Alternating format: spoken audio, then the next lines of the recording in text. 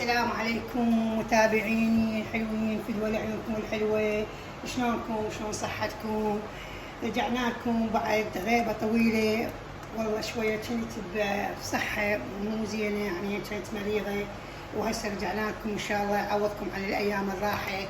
وهسه نبدي فيديونا بالصلاة على محمد وآل محمد. اللهم صل على محمد وآل محمد. اليوم رجعت لكم فيديو راح اسوي لكم الكيكة الاسفنجية ونبدي وياكم الفيديو.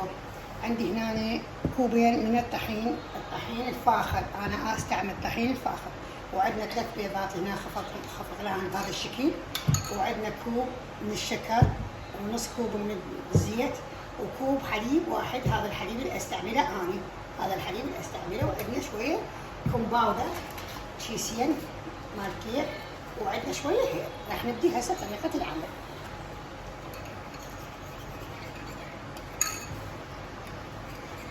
هذا الكيك هسه نحط البيض صبري نار، ونحط هذا كومباودر مال الكيك، ونحط شويه من الزيت،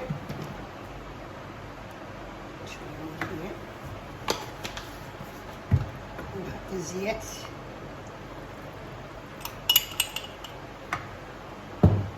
ونحط الشكر، ونحط الحليب. آخر شيء الحليب. نخلط هاي المواد كلها، نحط تتجانس مع بعضها.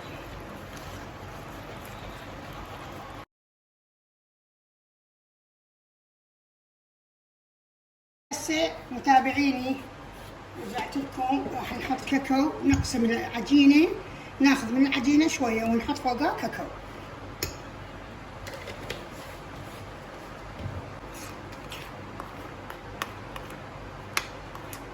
لاحظوا هسه بالقالب، ونرجع نحط بدي كاكاو.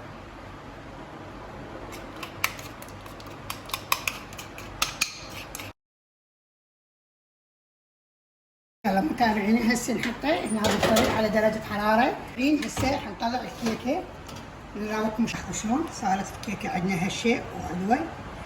نستودعكم بأمانة الله، وأرجو منكم أن تساعدوني في الفيديو وتفعلون الجرس. في ماذا